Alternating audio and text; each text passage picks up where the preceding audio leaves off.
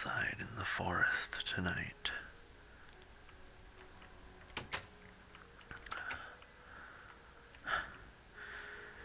Glad to be inside.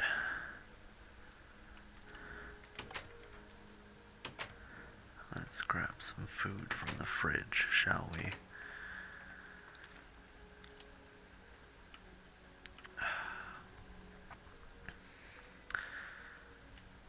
Beautiful tree. Warm up in front of the fire.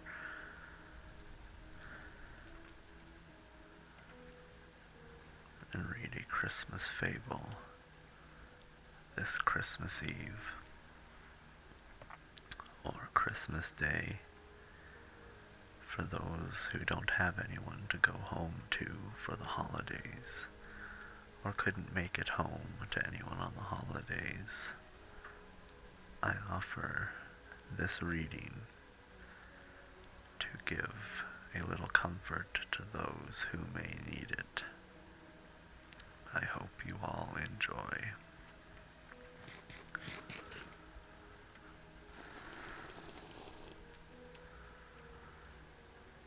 Let us begin. Time was, with most of us, when Christmas Day, encircling all our limited world like a magic ring, left nothing out for us to miss or seek, bound together all our home enjoyments, affections, and hopes, grouped everything and everyone around the Christmas fire, and made the little time came, perhaps all so soon, when our thoughts overleaped that narrow boundary, when there was someone very dear we thought then, very beautiful, and absolutely perfect, wanting to the fullness of our happiness, when we were wanting to, or we thought so, which did just as well, at that Christmas hearth by which that someone sat, and when we intertwined with every wreath and garland of our life that someone's name, that was the time for the brightest visionary Christmases which have long arisen from us to show faintly after summer rain in the palest edges of that was the time for the beautified enjoyment of the things that were to be and never were, and yet the things that were so real in our resolute hope that it would be hard to say, now, what realities achieved since, what have been stronger, what? Did that Christmas never really come? A young choice were received after the happiest of totally impossible marriages, by the two united families previously at daggers, drawn on our account, when brothers and sisters-in-law who had always been rather cool to us before our relationship was on us, and when fathers and mothers overwhelmed with us with unlimited incomes, was that Christmas dinner never really eaten, after which we arose and generously and eloquently rendered honor to our late rival, present in the company, then and there, exchanging friendship and founding an attachment not to be surpassed in Greek or Roman story, which subsisted until death? Has that same rival long ceased to care for that same priceless pearl, and married for money, and become usurious? Above all, do we really know now that we should probably have won and worn that pearl, and that we are better without her? That Christmas, when we had recently achieved so much fame, when we had been carried in triumph somewhere for doing something great and good, when we had won an honored and ennobled name, and shower of tears of joy, is it possible that that Christmas has not yet come? And is our life here, at the best, so constituted that, pausing as we advance at such a noticeable milestone in the track as this great birthday, we look back on the things that never were, as naturally, and things that have been and are gone, or have been and still are. If it be so, and so it seems to be, must we come to the conclusion that life is little better than a dream, and little worth the loves and strivings that we crowd into it? No, far be such miscalled philosophy from us, dear reader, on Christmas Day. Nearer and closer to our hearts be the Christmas spirit, which is the spirit of active usefulness, perseverance, cheerful discharge of duty, kindness, and forbearance. It is in the last virtues especially that we are, or should be, strengthened by the unaccomplished visions of our youth. For who shall say that they are not our teachers to deal gently, even with the impalpable nothings of the earth? Therefore, as we grow older, let us be more thankful that the circle of our Christmas associations and of the learned lessons that they bring expands. Let us welcome every one of them and summon them to take their places by the Christmas hearth. Welcome, old aspirations, glittering creatures of an ardent fancy, to your shelter underneath the holly. We know you, and have not yet outlived you yet. Welcome, old projects and old loves, however fleeting, to your nooks among the steadier lights that burn around us.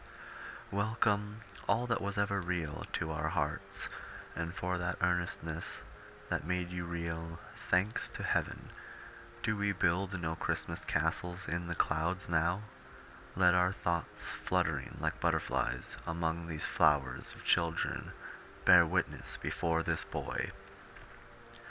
There stretches out a future, brighter than we ever looked on in our old romantic time, but bright with honor and with truth. Around this little head on which the sunny curls lie heaped, the graces sport as prettily, as airily, as when there was no scythe within the reach of time to shear away the curls.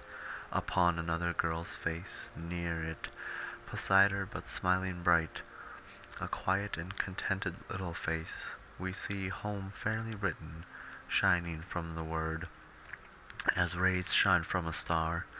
We see how, when our graves are old, other hopes than ours are young, other hearts than ours are moved, how other ways are smoothed, how other happiness blooms, ripens, and decays. No, not decays. For other homes and other bands of children, not yet in being, nor for ages yet to be, arise, and bloom and ripen to the end of all. Welcome, everything, welcome, alike what has been and what never was, and what we hope may be, to your shelter underneath. The holly to your places round the Christmas fire, where what is sits open, hearted. In yonder shadow do we see, obtruding furtively upon the blaze, and by Christmas Day we do forgive him. If the injury he has done us may admit of such companionship, let him come here and take his place. If otherwise, unhappily, let him go hence, assured that we will never injure nor accuse him. On this day we shut out nothing. Pause, says a low voice. Nothing? Think. On Christmas Day we will shut out from our fireside nothing. Not the shadow of a vast city where the withered leaves are lying deep, the voice replies. Not the shadow that darkens the whole globe. Not the shadow of the city of the dead. Not even that. Of all days in the year, we will turn our faces towards the city upon Christmas Day, and loved among us, city of the dead, in the blessed name wherein we gathered together at this time, and in the presence that is here among us, according to the promise, we will not receive and not dismiss thy people who are dear to us.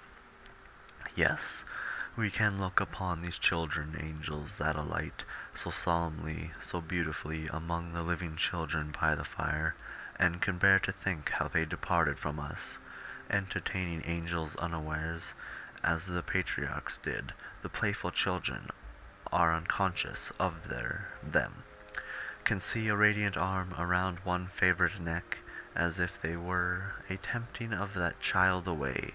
Among the celestial figures there is one, a poor, misshapen boy on earth, of a glorious beauty now, of whom his dying mother said it grieved her much to leave him here, alone for so many years, as it was likely would elapse before he came to her, being such a little child. But he went quickly, and was laid upon her breast, and in her hand she leads him. There was a gallant boy who fell far away upon a burning sand beneath a burning sun, and said, "Tell them at home, with my last love, how much I could have wished to kiss them once, but that I died contented, and had done my duty." Or there was another, over whom they read the words, "Therefore we commit his body to the deep," and so consigned him to the lonely ocean, and sailed on. Or there was another, who lay down to his rest in the dark shadow of great forests, and, on earth, awoke no more. Oh, shall they not, from sand and sea and forest, be brought home, that there was a dear girl, almost a woman, never to be one, who made a morning Christmas in a house of joy, and went her trackless way to the silent city? Do we recollect her, worn out, faintly whispering what could not be heard, and falling into that last sleep for weariness? Oh, look upon her now! Oh, look upon her beauty, her serenity, her changeless youth, her happiness. The daughter of Jairus was called to life, to die, but she, more blessed, has heard the same voice saying unto her, "Arise forever."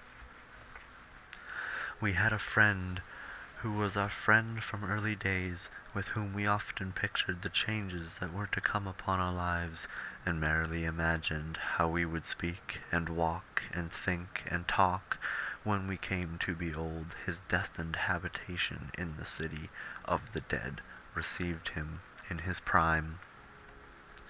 Shall he be shut out from our Christmas remembrance? Would his love have so excluded us? Lost friend, lost child, lost parent, sister, brother, husband, wife, we will not so discard you. You shall hold your cherished places in our Christmas hearts, and by your Christmas fires, and in the season of immortal hope, and on the birthday of immortal mercy. We will shut out nothing. The winter sun goes down over town and village. On the sea it makes a rosy path, as if the sacred tread were fresh upon the water. A few more moments, and lights begin to sparkle in the prospect, on the hillside beyond the shapelessly diffused town, and in the quiet keeping of the trees that gird the village steeple. Remembrances are cut in stone, planted in common flowers, growing in grass, entwined with lowly brambles around many a mound of earth. In town and village there are doors and windows closed. Against the weather there are flaming logs heaped high. There are joyful faces. There is healthy music of voices. Be all ungentleness and harm excluded from the temples of the household gods, but be those remembrances admitted with tender encouragement. They are of the time, and all is comforting and peaceful reassurances, and of the history that reunited, even upon earth, the living and the dead, and of the beneficence and goodness that too many men have tried to tear to narrow shreds. The end.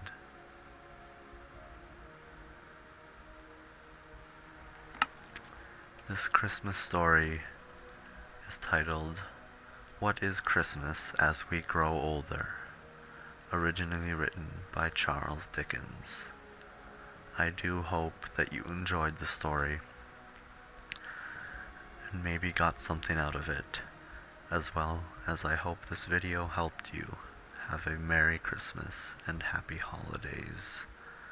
I bid thee all a farewell, and hope this brought some comfort to those who needed it. This is not to be viewed merely at Christmas, but can be viewed at any time in need when one needs comfort. I wish you all a good night. friends.